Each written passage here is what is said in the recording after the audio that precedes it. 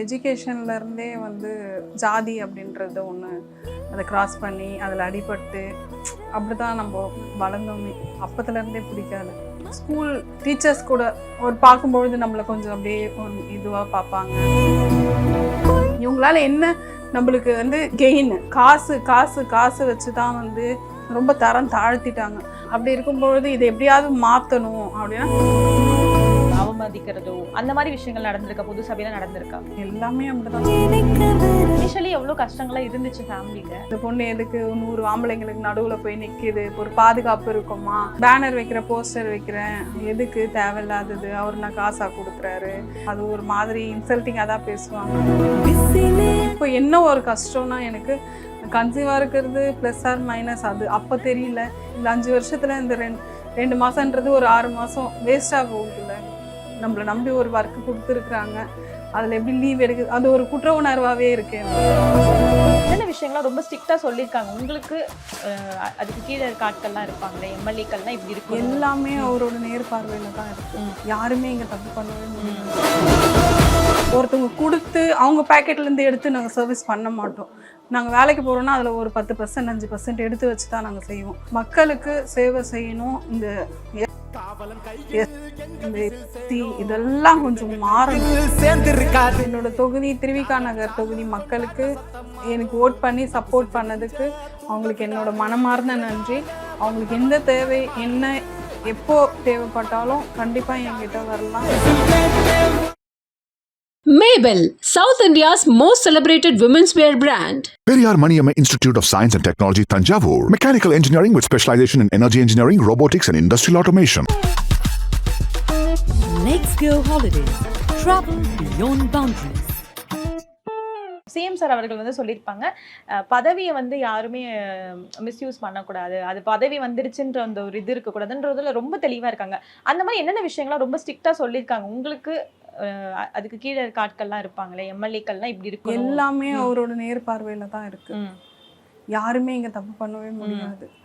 எப்படின்னா இப்போது நான் இதை பண்ணித்தரேன் அப்படின்னு சொல்லிட்டு ஒரு சைன் பண்ணால் கூட நாங்கள் அது என்ன பண்ணியிருக்கோம், என்ன ஒர்க் பண்ணியிருக்கோன்ட்டு அவரோட நாலேஜபிளோட தான் அடுத்த ஃபைல் மூவ் பண்ண முடியும். அது ஓகேவா, கிளியராக ஜென்யூனாக இருக்கா அப்படின்னு அவர் செக் பண்ணதுக்கு அப்புறம் தான் நாங்கள் அடுத்த ஃபைல் மூவ் பண்ண முடியும். இப்போ உங்களோட கடந்து வந்த பாதைன்னு ஒன்று இருக்குல்ல, அது வந்து தளபதி ஸ்டைலில் சொல்லணும்னா ஒரு குட்டி ஸ்டோரியாக சொல்லணும்னா எப்படி சொல்லுவீங்க? எஜுகேஷன்லேருந்தே வந்து இந்த ஜாதி அப்படின்றது ஒன்று அதை கிராஸ் பண்ணி அதில் அடிபட்டு அப்படி தான் நம்ம வளர்ந்தோமே. அப்படின்னும் பொழுது ஸ்கூலாக இருக்கட்டும் காலேஜாக இருக்கட்டும் அந்த ஃபார்ம்லேயே போடுவாங்க பார்த்தீங்களா, என்ன ஜாதி, அது எனக்கு அப்பத்துலேருந்தே பிடிக்காது. அது எதுக்கு நம்ம அடையாளம் படுத்தணுமா அப்படின்ற மாதிரி. மனுஷங்கன்னா எல்லாருக்குமே ரத்தம் ரெட்டாக தானே வருது, அதில் என்ன ஒரு ஜாதி அப்படின்னும்போது ஸ்கூல் டீச்சர்ஸ் கூட ஒரு பார்க்கும்பொழுது நம்மளை கொஞ்சம் அப்படியே ஒரு இதுவாக பார்ப்பாங்க. இங்கே என் ஃப்ரெண்டோட குழந்தைய ஒரு ஜெயின் ஸ்கூலில் சேர்த்தோம். அந்த ஸ்கூலுக்கு அந்த குழந்தைய அனுப்பும் பொழுது ஒயிட்டாக இருக்கிற குழந்தைங்கள தான் வந்து காம்படிஷன் அந்த இது ஓகே பார்ட்டிசிபேட் பண்ண வைப்பாங்க.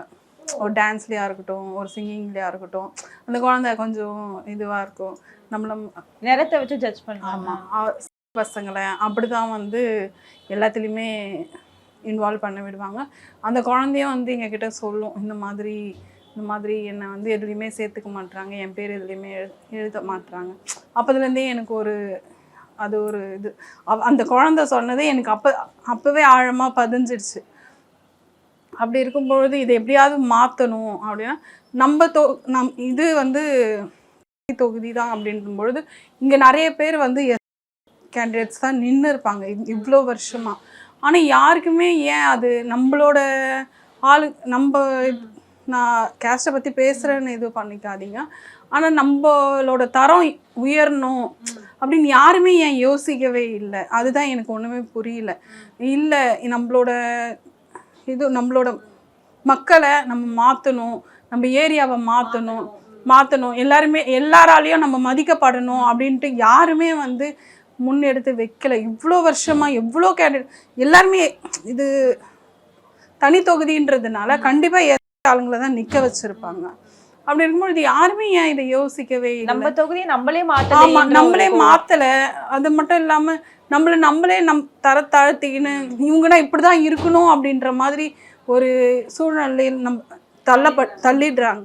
அப்படி இருக்கும்போது நம்ம கேஸ்ட் ஆளுங்களே நம்மளுக்கு கை கொடுத்து தூக்கம். இப்போ ஒரு இருக்கட்டும், அங்க ராஜஸ்தான்ல இருந்து வந்து வேலை செஞ்சாங்கன்னா அவங்களுக்கு அவங்க ஹெல்ப் பண்ணுவாங்க. அவங்களுக்கு A to Z அந்த அந்த கூட ஒர்க் பண்ணும்போது A to Z அவங்களுக்கு பண்ணுவாங்க. அவங்களுக்கு தனியா பிஸ்னஸே ஸ்டார்ட் பண்ணி கொடுப்பாங்க. ஆனா இங்க மட்டும் அப்படி இல்லவே இல்லை. இவங்களால என்ன நம்மளுக்கு வந்து கெயின், இவங்களால என்ன சம்பாரிச்சுட்டு இந்த மக்களால நமக்கு என்ன நம்மளுக்கு ப்ராஃபிட் என்ன? பாக்குறாங்க. ஆமா, ஆனா நம்மளுக்குள்ள நம்மளே இப்படி இருக்கும் பொழுது இது வேற யாரும் வந்து மாத்த முடியாது அப்படின்ற ஒரு இது எனக்கு அப்பத்துல இருந்தே இருந்தது. எப்படியாச்சும் ஆமா மாத்தணும் அப்படின்னு. காசு வச்சுதான் வந்து ரொம்ப ரொம்ப தரம் தாழ்த்திட்டாங்க. ஆனா காசே இல்லாம நம்ம எப்படியாச்சும் முன்னுக்கு வரணும் அப்படின்ற ஒரு மைண்ட் தாட்டில் தான் வந்து நான் இவர் கூட ட்ராவல் பண்ணேன். ஏன்னா இதில் பொறுத்த வரைக்குமே சோஷியல் சர்வீஸ் மட்டும்தான். ஒருத்தவங்க கொடுத்து அவங்க பேக்கெட்லேருந்து எடுத்து நாங்கள் சர்வீஸ் பண்ண மாட்டோம். நாங்கள் வேலைக்கு போகிறோன்னா அதில் ஒரு 10% 5% எடுத்து வச்சு தான் நாங்கள் செய்வோம். அதனால் காசுன்றது மனப்பூர்வமாக ஒருத்தவங்களுக்கு செய்கிறோன்னா ஐயோ நம்ம செய்யணும் அப்படின்ற மாதிரி எங்களை வளர்த்துட்டாரு ஆரம்பத்துலேருந்தே. அதை பார்த்து நாங்கள் வளர்ந்து தான் இப்போ வந்து ஊழல் பண்ணக்கூடாதுன்ற ஒரு மைண்ட் தாட்டு வந்துடுச்சு. மக்களுக்கு சேவை செய்யணும். இந்த இதெல்லாம் கொஞ்சம் மாறணும். ஆமாம், கேஸ்டே இருக்கக்கூடாது. என்னை பொறுத்த வரைக்கும் கேஸ்ட் இருக்கக்கூடாது, இல்லாதது நல்லது. உங்களுக்கு அந்த மாதிரி ஏதாச்சும் அனுபவம் இருந்திருக்கா? உங்களை வந்து பர்டிகுலரா இந்த சமூகத்தை சார்ந்தவங்க அப்படின்றதுனால உங்களை வந்து லைக் எப்படி சொல்றது, அவமதிக்கிறதோ அந்த மாதிரி விஷயங்கள் நடந்திருக்கா? பொது சபையில நடந்திருக்கா? லைக் தட் எல்லாமே அப்படிதான். ஸ்கூல்ல இருந்தே திராவிடர் நலத்திட்ட ஸ்கூலு அதெல்லாம் ஒரு நம்மள ஐடென்டிஃபை பண்ற மாதிரி தானே. இந்த ஜாதி ஆளுங்க தான் இங்க படிக்கிறாங்க அப்படின்ற மாதிரி ஸ்கூல்ல இருந்தே ஸ்டார்ட் ஆகுதுன்றீங்க. அதுவே கொஞ்சம் அது காட்டுற மாதிரி தானே இருக்குது. அதெல்லாம் கொஞ்சம் மாறிச்சுன்னா நல்லா இருக்கும். அப்பா அம்மாலாம் என்ன பண்றாங்க? இப்போ நீங்க சொன்னீங்க ஃபினான்ஷியலி ரொம்ப கஷ்டம். இனிஷியலி எவ்வளோ கஷ்டங்கள்லாம் இருந்துச்சு ஃபேமிலியில? ஆக்சுவலி அப்பா வந்து ஆவின் டிரைவர் கவர்மெண்ட்ல தான். கஷ்டம்னு பார்த்தா இப்போது பொண்ணுன்றதுனால ஒரே பொண்ணுன்றதுனால நிறைய செல்லம் கொடுத்து என்னை கொஞ்சம் ஃப்ரீடமாக பொண்ணு. ஆமாம், அண்ணன் ஒருத்தர் தம்பி ஒருத்தவங்க கொஞ்சம் ஃப்ரீடமாக தான் என்னை வளர்த்தாங்க. கஷ்டம்னும் பொழுது ரொம்ப அந்தளவுக்கு எக்கனாமிக்கலாக எனக்கு கஷ்டம்லாம் தெரியாது. ஆனால் வந்து இதெல்லாம் பார்க்குறோம்ல நம்ம கூட. நான் கவர்மெண்ட் ஸ்கூலில் படிக்கிறதுனால நம்ம கூட படிக்கிற பசங்க எப்படி இருப்பாங்க, அவங்க எவ்வளோ கஷ்டப்படுறாங்க அதெல்லாம் நம்ம பார்த்து தான் வளர்ந்தோம். அப்படின்ற பட்சத்தில் அவங்களுக்கு நான் அப்பத்துலேருந்தே ஹெல்ப் பண்ணுவேன்.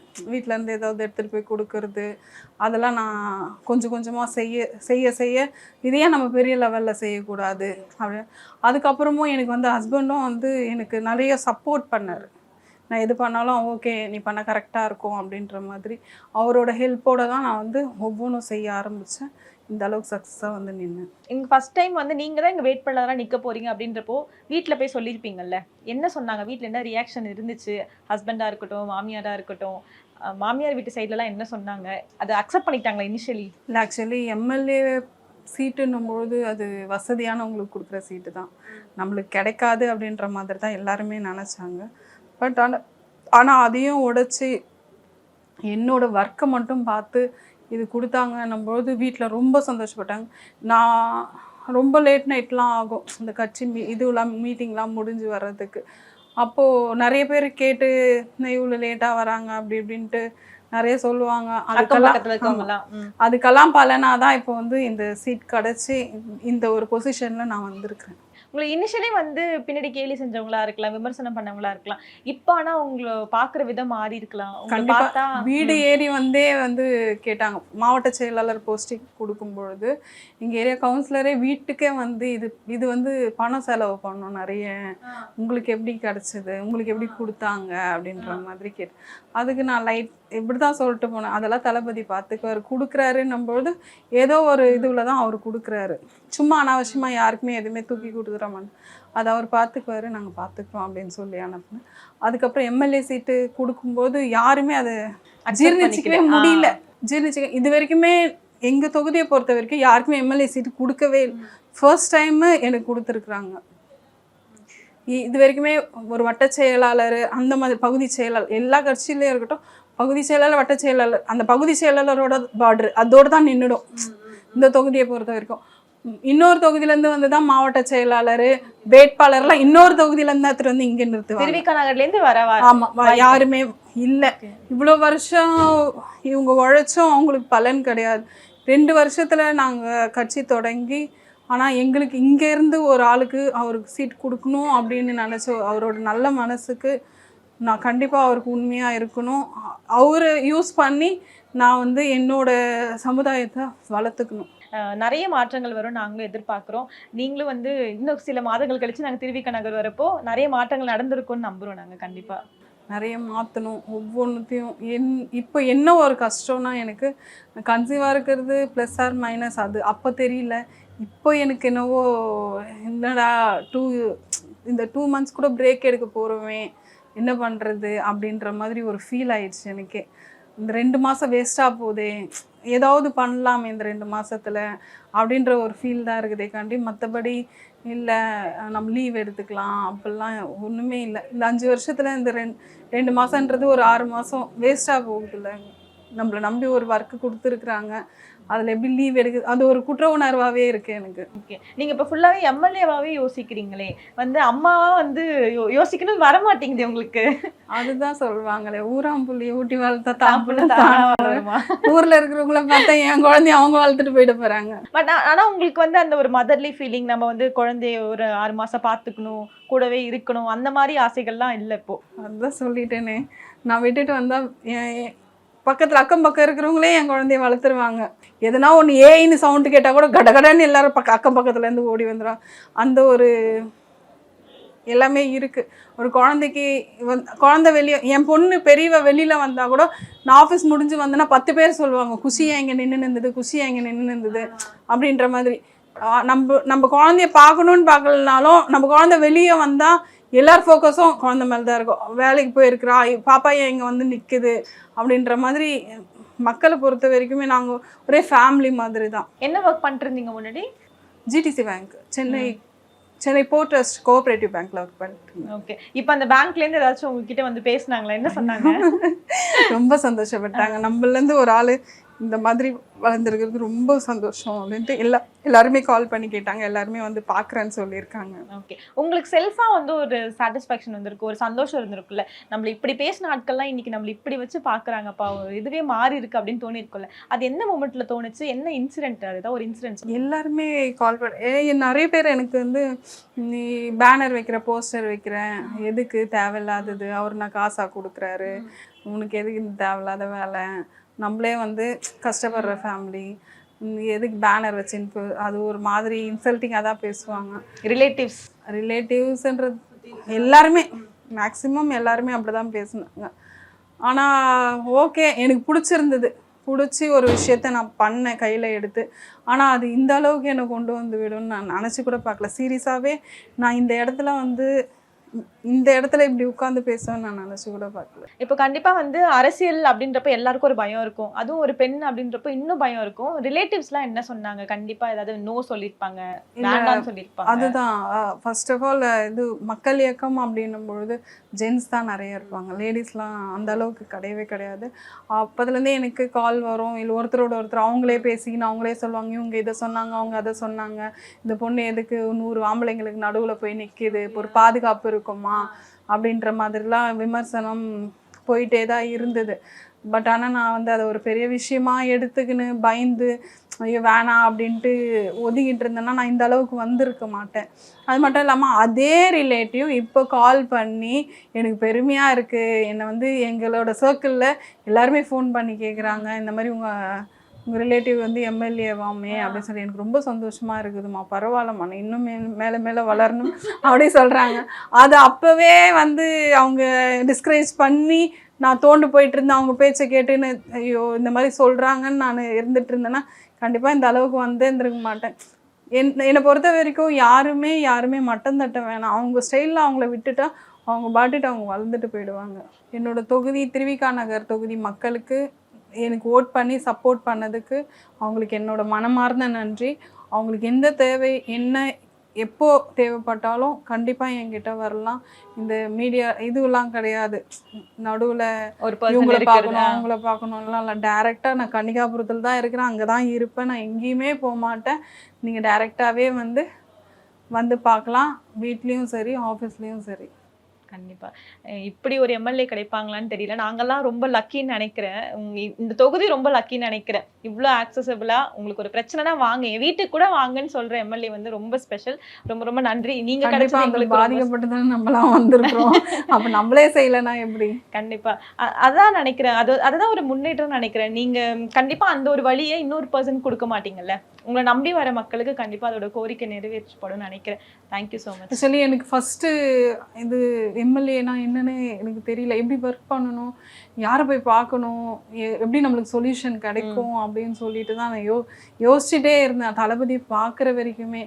அப்போ அந்த ஒரு இன்சிடெண்ட்டில் தான் எனக்கு தெரிஞ்சுது, அந்த மனுஷங்கிட்ட நான் சும்மா போயிட்டு வேறு எதுனா மூலியமாக அவர்கிட்ட கொண்டு போய் சேர்த்தாலும் எனக்கு சக்ஸஸ் பண்ணி கொடுத்துருவாரு. நான் என் தொகுதியை ஓஹோன்னு மாற்றிடுவேன்ற ஒரு நம்பிக்கை அந்த ஒரு நாளில் வந்துருச்சு எனக்கு. Maybell, South India's most celebrated women's wear brand. Periyar Maniamma Institute of Science and Technology, Tanjavur. Mechanical engineering with specialization in energy engineering, robotics and industrial automation. Let's go holiday. Travel beyond boundaries.